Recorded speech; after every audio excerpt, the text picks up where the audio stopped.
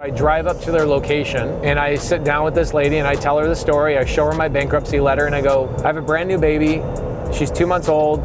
I just had to sell everything I have to deal with this bankruptcy thing. It would mean the world to me if we could figure this out. All right, Matthew, what do you got? Out of all the creative strategies, why did you choose SubTo? I didn't just choose SubTo. I choose SubTo as a branding mechanism, but I do all of them. There's nobody better in the country at seller finance, novation agreements, lease options, wraps. I mean, we're so good at creative finance, I've created strategies that didn't even exist, like the Morby method, the dating contract. A lot of those things didn't exist until I came into the arena. So we do all of them, but SubTo was my branding mechanism because it was kind of the pariah of the real estate industry of like, oh, we're gonna stay away from SubTo. And I'm like, why do people stay away from it? Oh, because people are afraid of the due on sale clause. Okay, why? Why are people afraid of the due on sale clause? I dig deep, I hire attorneys, I travel around the country, I get mentored by people that understand it. I paid a bunch of money to a guy who helped write the Dodd-Frank Act, and I learned very deeply what the due on sale clause is, the acceleration clause, all that kind of stuff. And I'm like, oh, okay, so what else? Why do people not like SubTo? It seems like a genius strategy to me. The real reason why I chose creative finance in general is because where I was in my journey, I had no money. I was a contractor, and a guy named John, which was my biggest client at the time, was running a Ponzi scheme with my money. So he'd come to me and be like, you have a flip, right? And you come to me, I'm the contractor, you go, hey Pace, I got a flip. We need to put $50,000 into this flip, but I don't have the money. Will you front me as my contractor and I'll pay you an extra $5,000 on the back end? Sure. So I'll use my lines of credit, I'll use my trade lines at Home Depot, Lowe's, I'll pay for all the materials, and then I get paid at the end plus 10% bonus? Absolutely, I'll do that. I did that for him for 4 years, and he owed me a total of about $1.2 million, and it was sucking up all the money I was making, and it got so bad, I dug myself super deep. And remember when I met Cody, my partner, I had 43 rentals at the time. I sold every one of my rentals to get myself out of the situation that John put me in. This is 2018, and this was the greatest thing that happened to me, by the way. I was trying to transition into full-time real estate, and my construction company was just making money, a lot of money. And I was making money in wholesaling and my rental business, but I was putting all that money into John May's projects, and I kept putting money in. And I got to a point where he owed me about $500,000 after a couple of years. And he calls me up summer of 2018, I think, maybe 2017. And he calls me up and he goes, I know I owe you a lot of money, but I have a way to pay you back. And I've got like 15 or 20 really big home run deals. If you can help me finish these deals, I'll sell everything and I'll get you paid all the way out.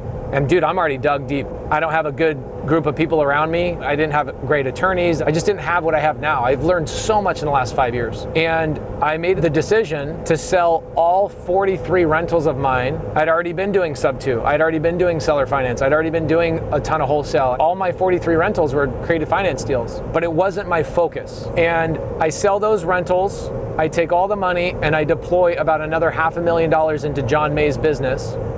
And we finish those renovations. He goes off and sells them, and I'm sitting here waiting to get paid. He's ignoring my phone calls. This is a half a year saga leading up to this. And what I get is a letter in the mail the day my daughter was born saying he's filing bankruptcy on me and 42 other people. And I lost all my money.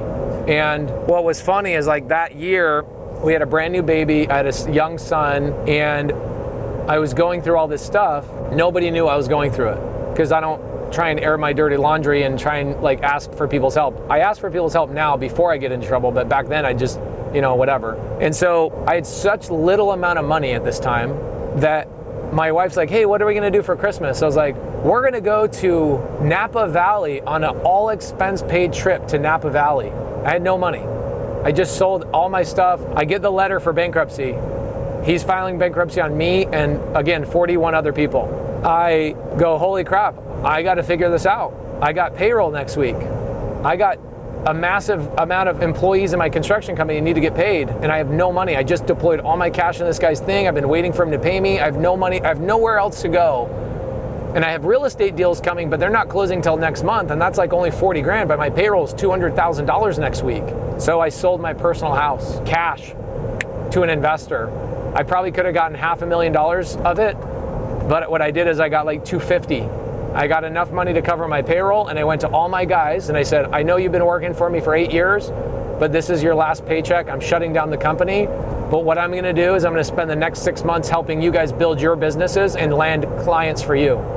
And I had 18 foremen that were all running individual crews, 18 crews, and all of those 18 guys I helped set up with other customers I was landing jobs with and put them in business for themselves. And I did that over 6 months. I had no money because I sold my personal house, I sold all my rentals, I had money coming in on real estate deals, but it was just paying to help my guys get into business and barely covering my bills. And I was like, this is the greatest thing that ever happened to me, because the universe was like, you kept lying to yourself. You kept telling yourself you're gonna do it. And you kept being a sissy. And so I'm gonna give you a massive tragic event that forces you to do what you keep saying you're gonna do. And so in this moment, I go, this is the greatest thing, and I'm gonna make sure that this becomes a story, a chapter in my book, that is a positive chapter that this guy did this to me. And what I did is that Christmas, now I have no money, I've sold my personal house, I basically have got my family back into a rental, it's a whole thing, don't need to hear the whole story. And my wife says, what are we gonna do for Christmas? We always travel for Christmas, because Christmas in Arizona sucks. It's not very festive. It's like, it feels like a summer day. So I had won a golf tournament that year, and I was feeling really excited about the golf tournament that I just won. So in the banquet after the golf tournament, they have all these things that you bid on, right? Like vacations, and a celebrity signed this thing, and you're bidding on these things. And I bid on this all expense paid trip to Napa Valley, and I paid like $7 grand for this thing. It was going to Boys and Girls Club and all this kind of stuff. I forgot I had it. When my wife asked me that, she had no idea I had no money. She had no idea she knew things were going on, but not that bad. And so I was like, we're going to Napa Valley. And I'm thinking about this little thing, right? So I go to the drawer that night where this certificate was, and it had been expired for 30 days. And I was like, no way, this sucks, oh my gosh. So I call the company, and they go, no, we're not gonna redeem it. No, you're dumb. And the lady over the phone says, can I be honest with you?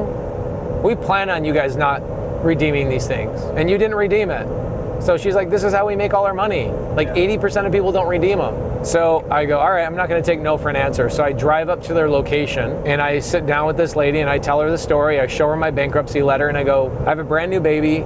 She's 2 months old. I just had to sell everything I have to deal with this bankruptcy thing. It would mean the world to me if we could figure this out. And the lady, she does this thing, like looks left and right. She goes to the computer and she reprints out a new certificate and says, here you go. So flights, hotel, gorgeous food, everything. And what was funny is this lady actually gave me, instead of like $100 a day per diem for like food and beverage and stuff, she went on the thing and she changed it to $500 a day. And so my wife was like, hey, let's go out into the town and let's go find places to eat. And I go, no, let's order room service. So we literally ate room service for 4 days straight, because that's all, I didn't have any money. Credit cards are tapped out, I've sold everything. I've got real estate deals coming in like a couple of weeks, and I rebuilt from there. But in that moment for Christmas, I was laying there looking at my family, and I was like, I have nothing. My cash has been obliterated. Everything's been sold off. What do I do? And the only thing that came to my mind was creative finance. I said, you need to rebuild yourself with no money, no this, no that, and document it. And I started documenting it, started talking about it, and I started buying 2-3 deals every single month. And I was using no money. And people like Debbie Lou were covering my down payments, and all that kind of stuff was happening. Started building my whole entire portfolio, and before long I had 50 rental properties in like 8 months. And I was talking about it enough, and I rebuilt it, and all of a sudden in 2019 people started going, holy crap, this guy's on fire. They started having me go on podcasts, and then the rest is history. I had no choice. The reason I chose creative finance is because I had no other choice. Is that a necessity? Is that a necessity? So there you go, there's the answer. Long answer.